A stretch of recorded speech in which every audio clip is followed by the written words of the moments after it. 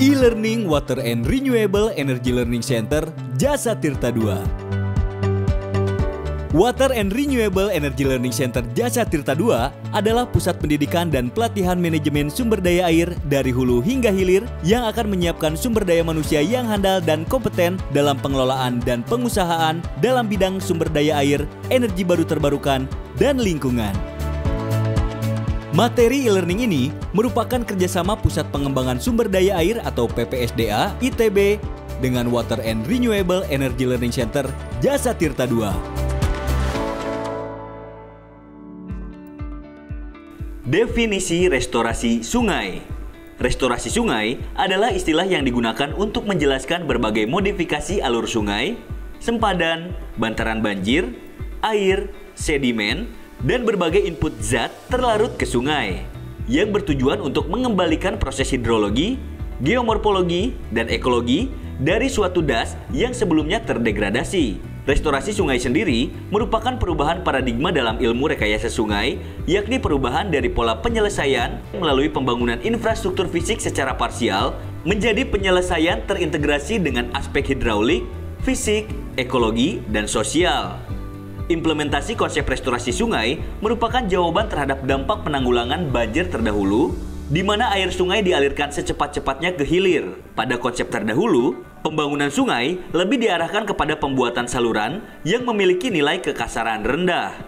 Adapun konsep restorasi lebih mengedepankan pembangunan sungai dengan integratif dan berwawasan lingkungan. Tujuan dan jenis restorasi sungai. Pemilihan metode restorasi sungai sangat tergantung dengan tujuan yang ingin dicapai. Penggunaan metode yang tidak tepat dapat mengakibatkan tidak tercapainya tujuan restorasi, restorasi kondisi fisik tetapi tidak cocok bagi kondisi habitat, restorasi hanya memberikan dampak jangka pendek, atau restorasi tidak memberikan dampak bahkan mengakibatkan degradasi habitat yang lebih besar.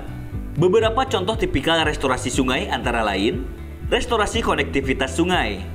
Tujuan restorasi ini dapat menghubungkan kembali alur sungai yang sebelumnya terputus, sehingga memungkinkan transport sedimen dan nutrisi dari sungai, baik dalam arah longitudinal maupun lateral.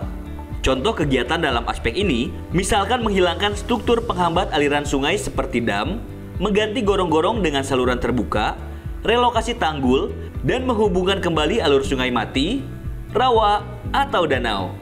Sebagai catatan, kegiatan restorasi ini tidak selalu diasosiasikan dengan pelepasan air dari struktur pengatur muka air atau tampungan.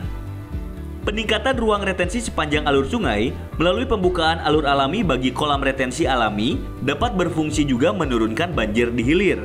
Restorasi sedimen dan aliran permukaan. Tujuan restorasi ini adalah untuk mengembalikan suplai sedimen kuantitas air dan kualitas air, serta menyediakan aliran yang cukup bagi habitat sungai sedekat mungkin ke kondisi alaminya. Contoh kegiatan dalam aspek ini, misalkan penggunaan permukaan kedap air, implementasi sistem drainase alami, dan perbaikan tata kelola lahan pertanian, termasuk dalam aspek ini adalah upaya penyeimbang antara pemanfaatan air dan penyediaan debit minimum bagi pemeliharaan sungai. Restorasi bantaran sungai. Tujuan restorasi ini adalah untuk mengembalikan proses alamiah yang terjadi di bantaran. Contoh kegiatan dalam aspek ini, misalkan penanaman sekaligus pemeliharaan vegetasi di bantaran, pemagaran, serta penetapan zona perlindungan bantaran. Penanaman kembali vegetasi yang sesuai di bantaran dilakukan untuk mengembalikan retensi dan kualitas ekologi wilayah sungai.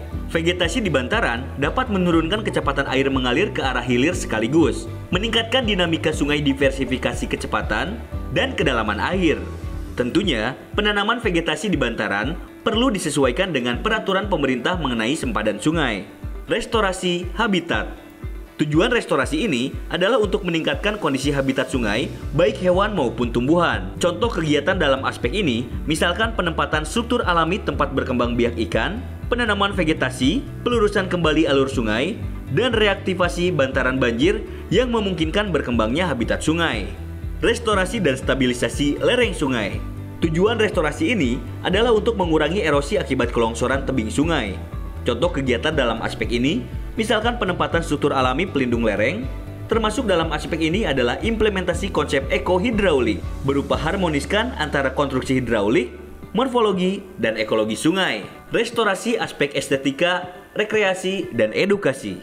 Tujuan restorasi ini adalah untuk meningkatkan keterlibatan komunitas, keindahan, akses publik, keamanan dan keselamatan, serta pengetahuan. Contoh kegiatan dalam aspek ini, misalkan pengembangan bantaran di kawasan perkotaan sebagai lahan terbuka publik. Dampak akhir restorasi sungai.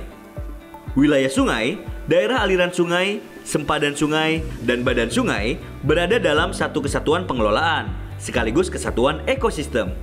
Pemahaman integral keterkaitan antar aspek lingkungan abiotik dan biotik di sungai, penetapan pada taraf kebijakan serta implementasi lapangan perlu terus dikembangkan. Restorasi sungai sebagai salah satu aplikasi pengelolaan sumber daya air terpadu yang diharapkan dapat memberi dampak positif bagi pemanfaatan, pengurangan daya rusak, dan konservasi sungai secara berkelanjutan. Terima kasih telah menyaksikan e-learning Water and Renewable Learning Center. Nantikan video e-learning kami selanjutnya.